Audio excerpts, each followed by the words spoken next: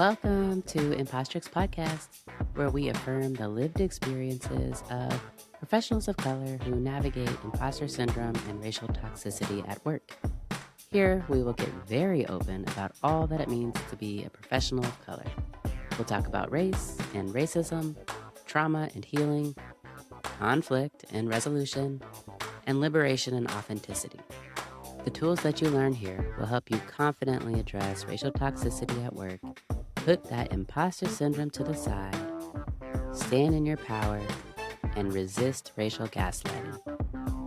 I'm your host, Whitney Knox, a Black mother to Black boy children, a civil rights attorney, and an anti-racism educator and trainer. If this is your first time listening, welcome. We're glad you're here. Episodes are published every week. Make sure you go back and listen to our past episodes. All right, here we go.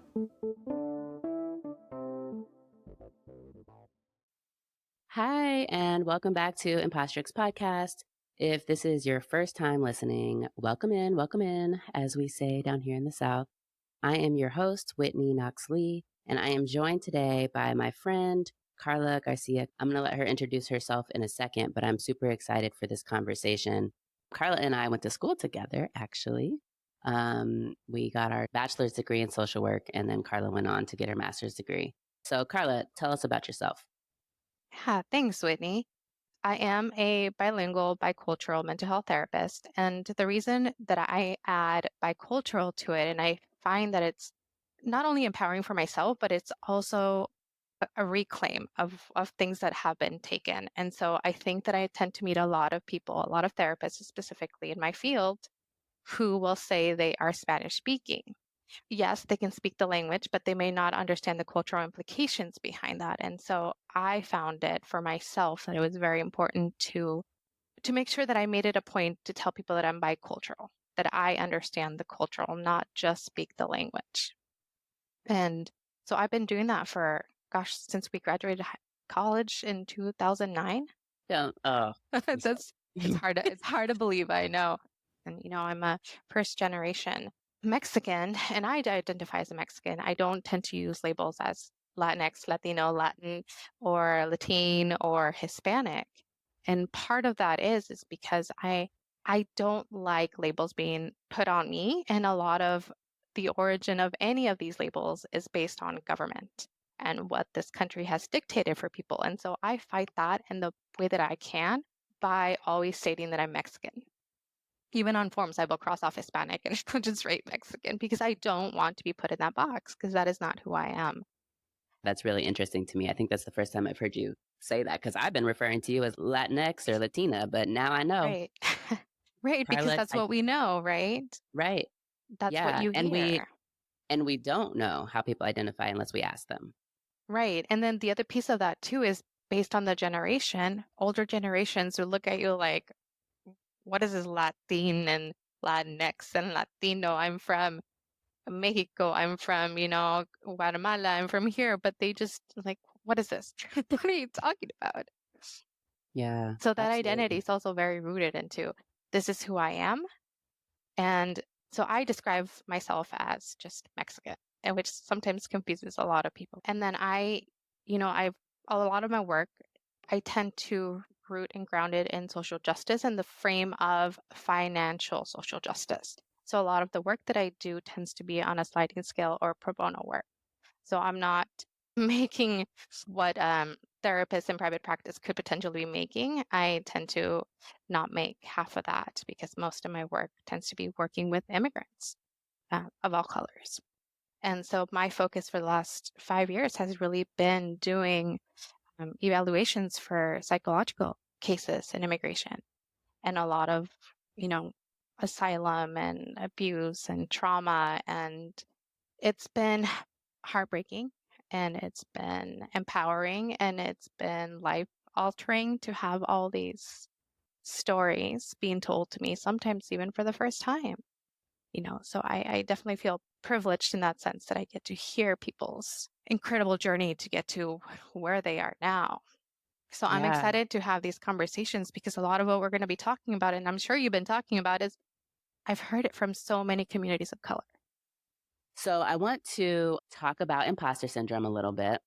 and ask you about the experience that you've had with imposter syndrome and overcoming imposter syndrome.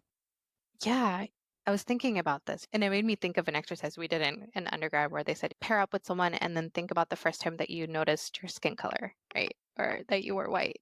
And it made me think about this because when was the first time that I felt like I did not belong?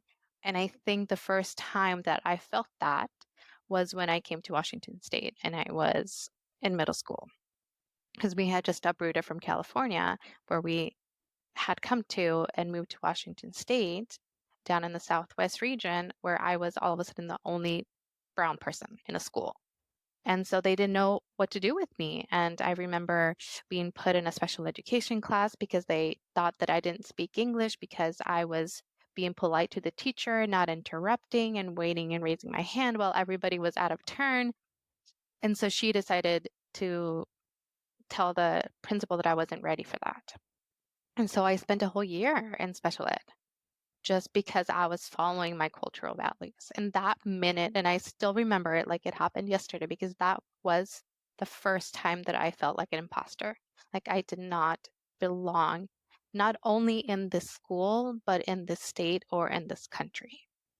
And that's where my internalized depression began, honestly, because then I started gravitating and feeling like I didn't belong. I was hearing messages, I had white kids always ask me if I had my green card. They would call me a wetback. They would call me racial names the entire time I was there.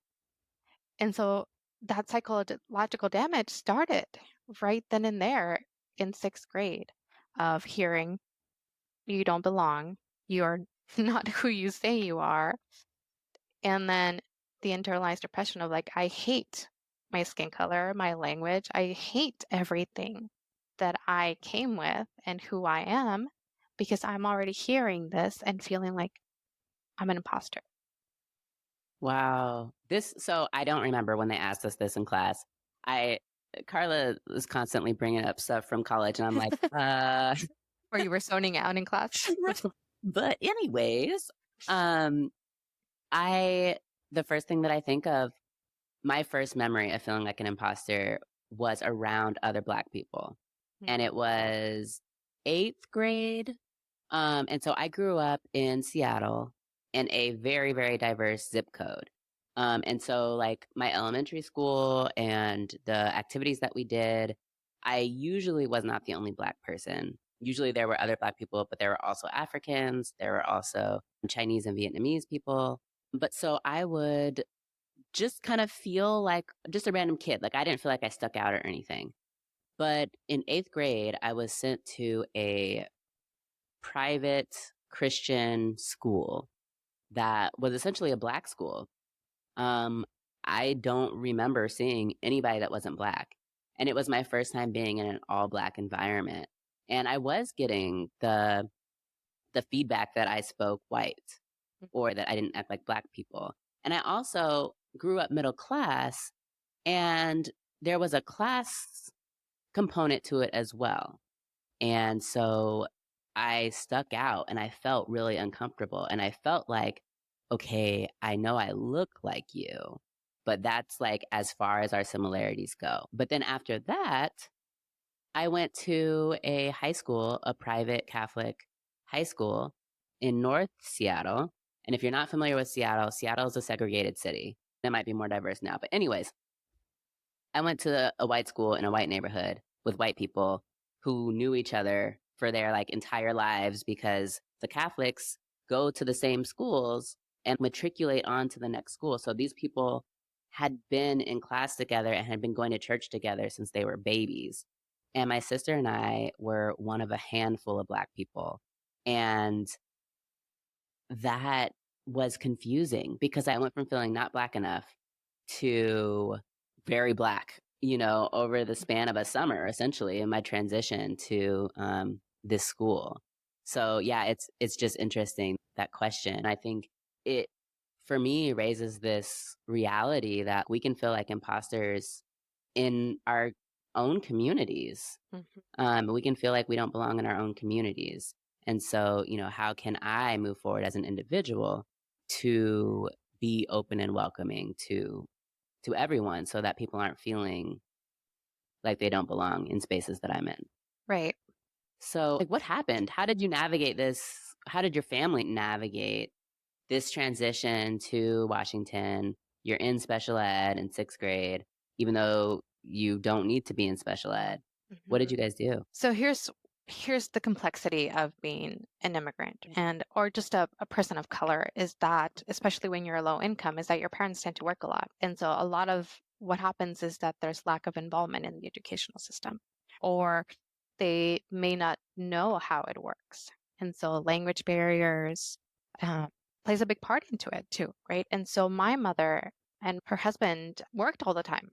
They were working 3 jobs to make ends meet for us. And so oftentimes we were left to deal with all the school stuff. And so there wasn't a lot of involvement in that sense for the educational system. So I basically dealt with it alone. And, one of the things that I've started to see and realize the more I've worked within the community and did a lot of self work is the strengths that come with culture. And one of the things is that my mother, I never saw her get down when someone was disrespectful, rude, or racist. She was always so proud to be that loud Mexican woman walking with a bunch of makeup and jewelry everywhere and, loud clothing and being loud. She was never ashamed of it. And I remember that when we would go out, because of the internalized depression I was dealing in, this imposter stuff in the school, I would walk away from them and I would not answer her in Spanish, right? But she just didn't care. And that was my first thinking about it, after so many years, the first time in a different lens was like, damn, this woman was teaching me something of how to show up for yourself. And it doesn't matter what anybody else is doing or saying or telling you whether you belong or not. You show up, but you do it for you. And that was also the thing that she taught me about culture was, unknowingly, of course, to her, was you show up. Culturally, you show up. And part of that is holding on to your values, no matter what others say. And so what I did during all this time down in that area was continuously think about my grandparents, right? Because I left them when we came here. And my grandmother would always tell my mom, look how much they're suffering because you took them, because we weren't happy, or she believed we weren't happy. And having that continuously run through my head, along with my mom always telling us how much she sacrificed for us, was the thing that kept pushing through, right? Of do not forget your roots, do not forget the sacrifices that were made for you. And you push through. All these people will say stuff, all these people will not like you, right? They will say horrible things to you, make you feel horrible ways, but you never forget your roots.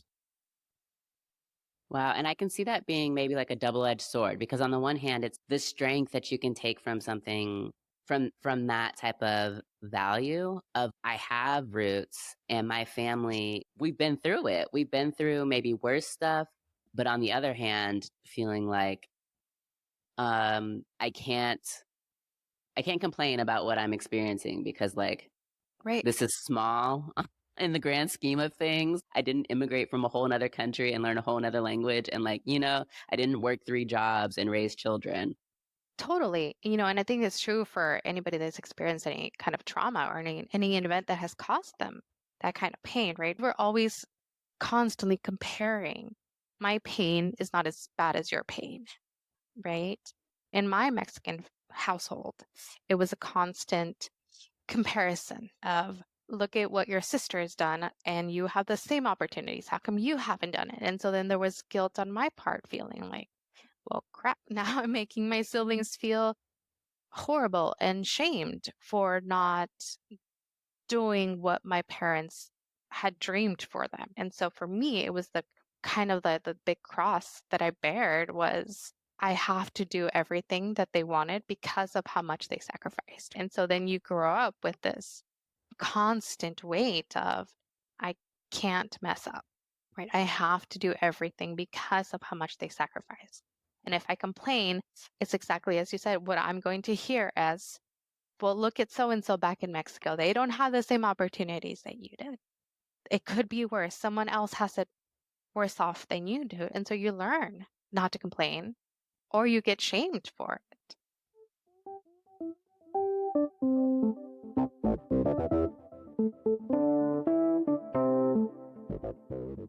I want to switch gears a little bit and talk about colorism in our communities. And just to kind of set the the foundation for this conversation on colorism, it's essentially this idea of a hierarchy based on how light your skin is. Um, and so we talk about it in my community a lot because we've experienced all sorts of body modification in order for people to be lighter skin. And we also see that people who are lighter skin in Black communities are treated differently. I know, like, one internal bias that I have around light skin is that they'll be safer. Black people with light skin are safer. I don't know if this is true or not, but this is just how I feel. And I have two light skinned Black children. And I remember, on the one hand, being like super disappointed that they didn't look like me when they came out.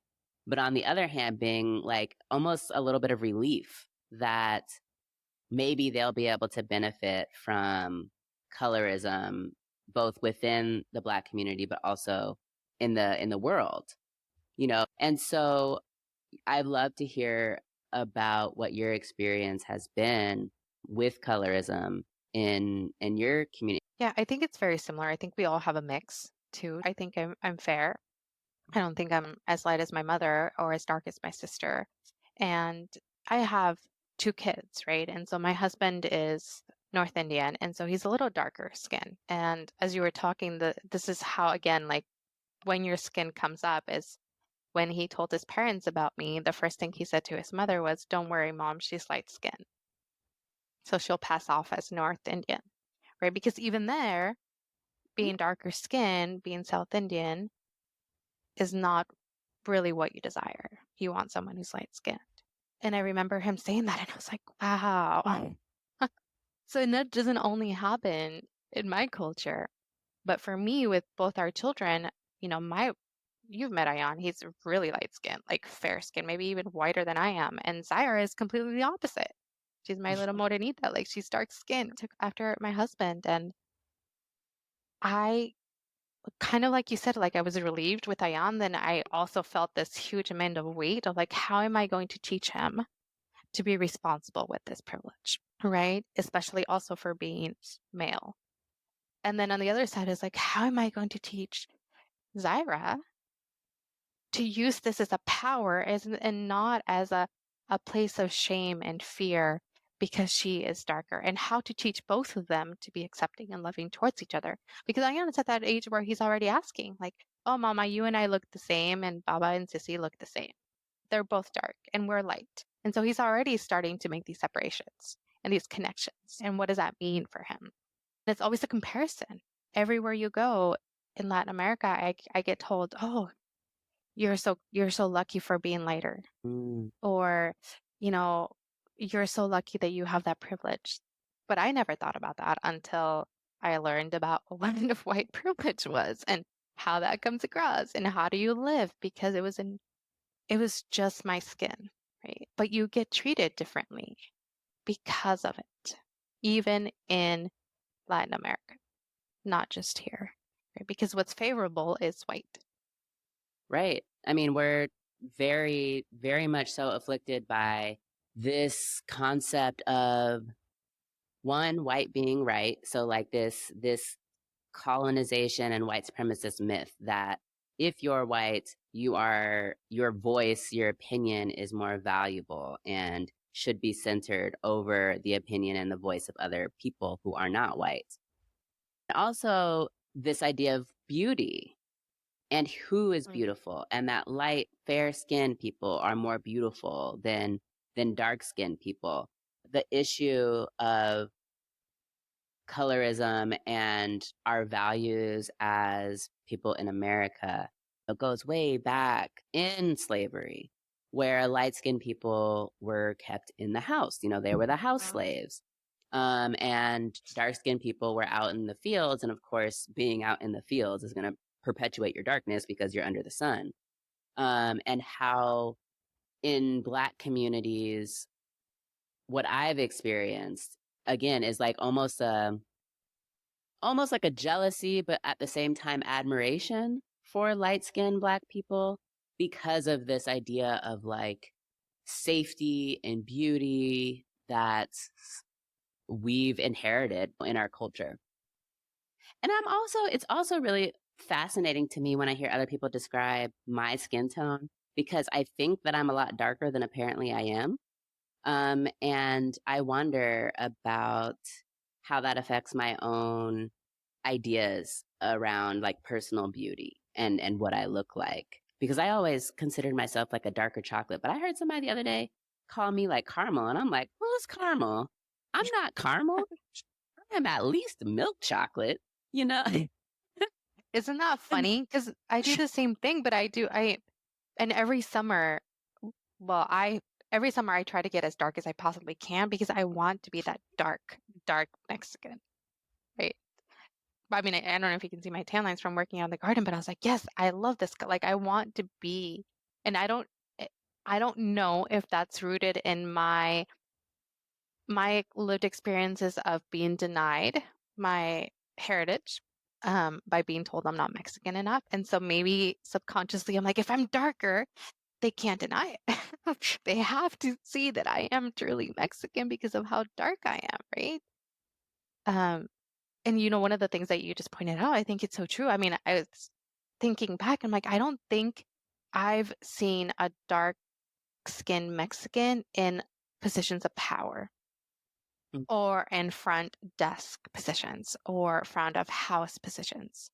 And that has to be for a reason, right? Obviously.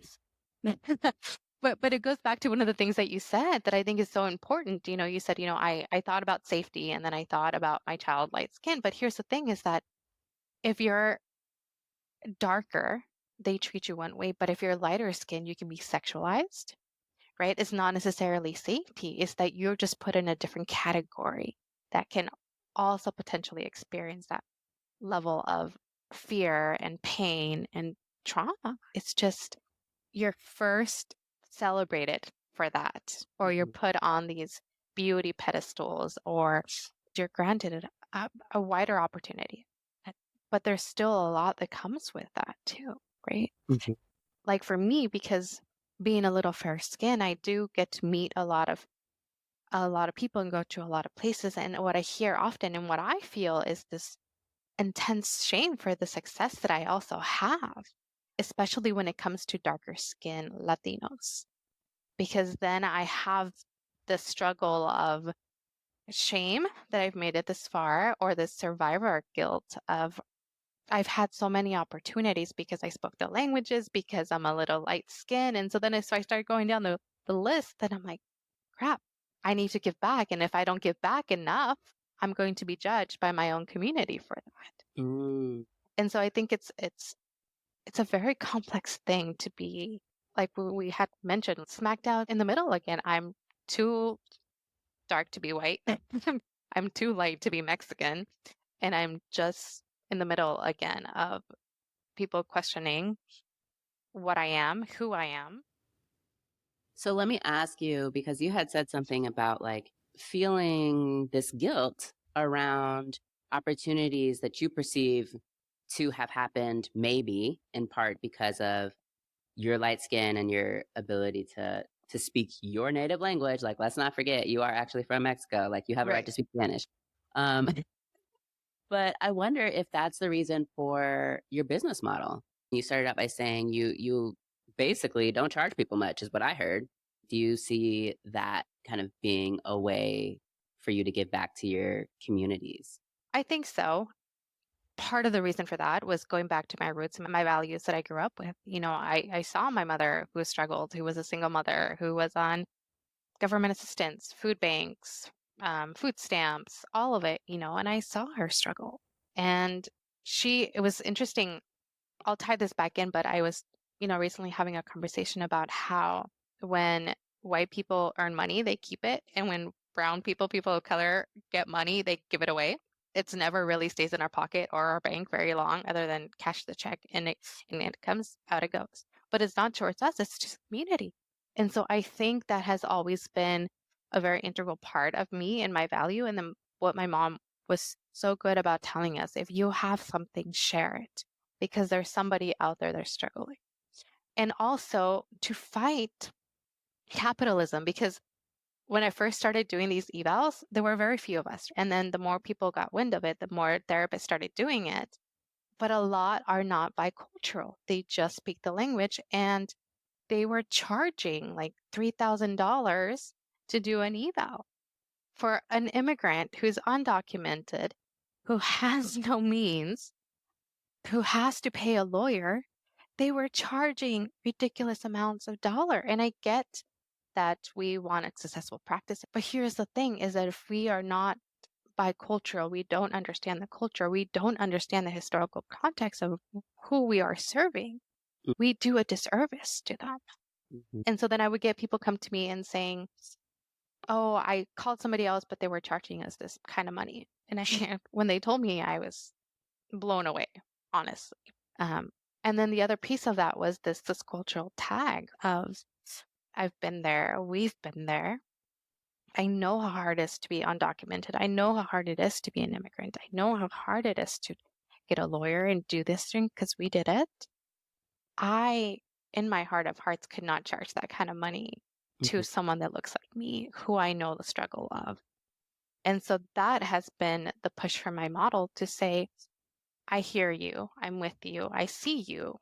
I know firsthand how hard this is. This isn't something that I'm here to make money off of you, right? But adding the value of self-respect and saying, I'm okay if I get paid this much.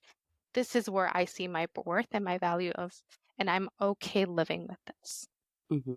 Yeah, when you talked about capitalism, I've been thinking a lot about that and racial capitalism, which is this idea that we assign value and worth on essentially the labor of folks of color, is essentially what it comes down to. And that in our society, which we are a capitalist society, we generally don't say we're a racial capitalist society, but that's what we are. That's where our roots began, was making money off of labor that brown people did and creating wealth through that labor. And today we are still doing these things, and the nonprofit industrial complex is just, it's an example. I know you don't work in nonprofit work, but it's, this idea that we need there to be poor people, or we need there to be people who have needs, because we are employed off of what other people need. And so when you're talking about like charging $3,000 for these evaluations, and I'm sure that's the market for it, but like that's the reason why they're charging the $3,000, because there's a market, because they can get $3,000. And it is pushing back against capitalism to not take that, but also recognizing that not every practitioner has the ability to do that financially. So I'm not saying that people that charge market rate are like bad or anything like that. It's just hearing you talk about it does make me think about what our role can be as successful folks of color who are setting our price for our services, and how we balance paying ourselves our worth, because we have put time and money and energy and sacrifice, all the things, to be able to charge somebody money for our expertise. But also considering that we inflate what our salary or what our pay is based on the market rate. And the market rate is always going to be based on, in my opinion, how much somebody that has a need is willing to pay. And when it's like in our professions, the people with needs are overwhelmingly the people that look like us. And so how do we navigate that and come to terms with that and live with our pay structure and pay scale in a way that makes us proud and not like icky? And so I think that's admirable. But it's interesting, right? When you're a private practice, I know that you will have to think about everything because it's on you, right? Mhm. It's on you. And so you do have to think about how am I going to be making ends meet, making this successful, and also be fair, if that is something that is a part of your value system and part of your life work, because absolutely people can take advantage and profit off of someone's pain. Right. Yeah, and I think we all have the personal responsibility to like check ourselves where we can. And I think that's a part of community building and trust building is having integrity. Part of this reason for this podcast is like reaching folks who are not yet necessarily in places of power or who are just kind of coming into places of power in their professional lives and helping us like distill down what our values are so that as we rise to positions of power in our workplaces, we're able to manage these workplaces in ways that are equitable and inclusive for people who look like us. And that in turn, I'm hoping will have impacts on our communities that we live within. And so I think for me, this definitely is one of my values is like figuring out how to go against or how not to just like fall in line with racial capitalism, but how to think more creatively about my livelihood and how I'm making money, how much money I need to have, and why I need to have money. Right, because also you're fighting against this idea of scarcity. Do I Mhm. have enough? Will I have enough? When will it run out? Will we have food? Will we have clothing? How much? Will we have enough? What is enough? It Yeah. might disappear tomorrow. Even I think about it in terms of I'm naturalized and I still have that trauma, that racial trauma behind me that says any day, especially when you hear it from people in office, right? Any day they're going to come and take my little certificate away that says I'm a US citizen. Like Mhm. they still hold that power over me. And that Mhm. fear is still there. Okay, y'all. That's the end of this episode. If you're like me, you lose focus after 30 minutes. So I have split this episode into part one and two. If you enjoyed today's episode and want to hear more from Karla, or maybe you want to work with Karla, you can find out more about her at garciacounseling.com. And I will put the link to her website and a new radio project that she's going to be working on out in Washington State. I'll put those links in my show notes. We talked today about imposter syndrome and our first time feeling like we don't belong. And then we talked about colorism and how colorism has showed up for us in our respective communities. And then lastly, we talked about how our identities show up in our profession. And so Karla talked about why she has the business model that she has and how for her it's really tied to her cultural values. And I'm really interested to hear how you find your cultural values showing up in your workplace, or if it's something that you're grappling with and trying to figure out how to operate your business or your skill or your expertise in the workplace in a way that aligns with your cultural values. I think this idea or reality of being able to show up in our professional spaces with our cultural values intact can really affect what our relationship is with imposter syndrome and imposter experiences in the workplace. I think the more free that we feel to show up with our cultural values intact, the less likely we're going to be to feel as though we're imposters in this space. Um, and I don't know, this is just a theory. But for me, I think those two are really interrelated because I think that if we're able to show up in sync with who we are culturally, then that means we are being seen, we are being celebrated, hopefully, and living firmly in our authenticity. And if we're not able to do these things, for me, I'll say it really creates like a friction between what my job is and what my role is within the space, and then who I am as a person, as a human, and whether I'm showing up as my full self or not. If I can't show up as my full self, then that's gonna leave me feeling and living in self-doubt or feeling as though I'm being doubted by other people. I hope that makes sense. I don't know if that makes sense. These are just my thoughts. What do you think? Let me know, and let me know what you think about this episode. Next week, we are going to continue with part 2 of our episode with Karla. We are going to talk about our cultural identity and imposter experiences that we have within our own cultures and our own communities. And then we're going to talk about success and what success looks like for us and, whether does it deviate at all from what success looks like in our mainstream white-centered culture and values here in the United States. So stay tuned for that. It'll be really interesting. I think you'll like it. I look forward to seeing y'all next week. Until then, I hope you enjoyed today's episode. If you liked what you heard, don't forget to listen to past episodes and to subscribe. You can do that by pressing the little bell on your screen. You can also follow me on social media. I'm on Instagram at Impostrix Podcast.